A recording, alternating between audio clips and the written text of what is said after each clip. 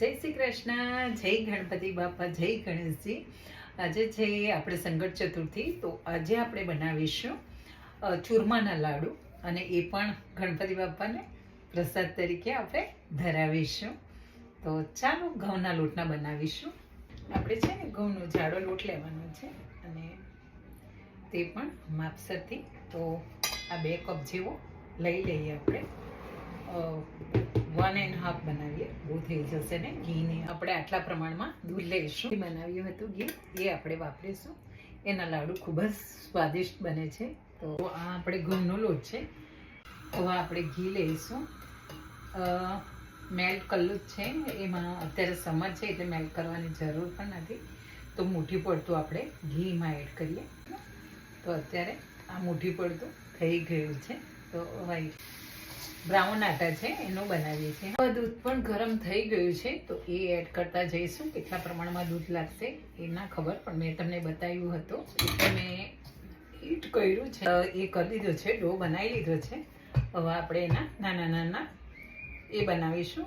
આપણે શું કહેવાય મામા કે કંઈક ભુજિયા જેવા બનાવીને એને આપણે ફ્રાય કરીશું. ઘીમાં જ આપણે ફ્રાય કરવાની. એમ થાય કે કેટલું આપણને આળસ આવે છે અંદરથી, પણ એ બનાવવાનું બહુ સહેલું છે. અને આપણે પ્રસાદ જો ધરાવવાના હોય ભગવાનનો, તો ખૂબ જ ઇઝી રીતે બની જાય છે. તો જો તો આ પ્રમાણે આપણે બનાવી લીધા છે. એની આપણે ફ્રાય કરી લઈશું. તો આપણે ઘીમાં જેને ફ્રાય કરીશું. હવે આપણે એમાં ઘી નાખીને આપણે ફ્રાય કરીશું. આપણે ઘી ગરમ થઈ ગયું છે, તો આપણે ફ્રાય કરી લઈશું. જો હવે આ ટાઈપના આપણે ફ્રાય કરી લીધી છે.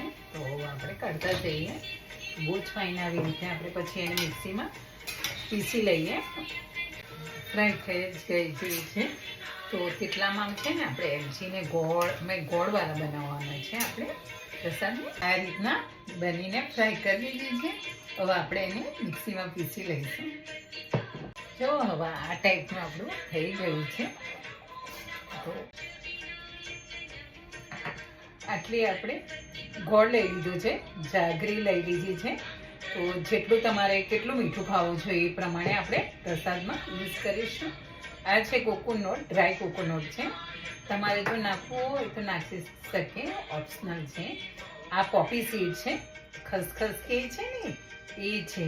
તો આપણે બધું એવી રીતે એડ કરીશું. ને આ જે આપણે એ કરી લીધું છે એનું ફાઇન મિક્સર થઈ ગયું છે ને, એ જ ચૂરમા છે.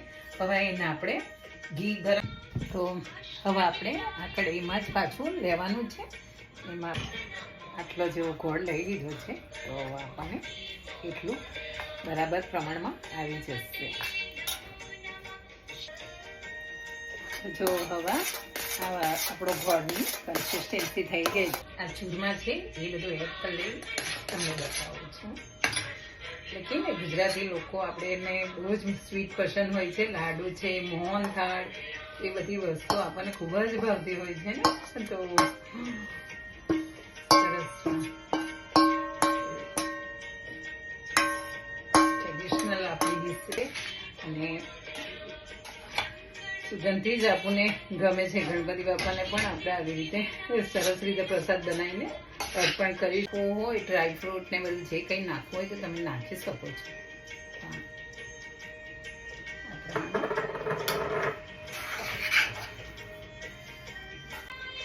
હવે આ ટાઈપના આપણા લાડુ બનીને રેડી થઈ ગયા છે.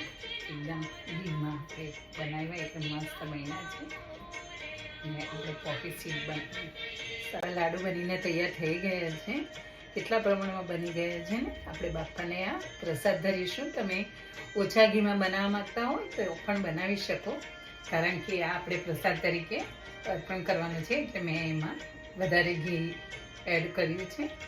તો ચાલો હવે તમે આ જોઈજો. મારો વિડીયો તમને કેવો લાગે લાઈક અને સબસ્ક્રાઈબ જરૂર કરજો. બધાને તમને શંકર ચતુર્થીની શુભકામના.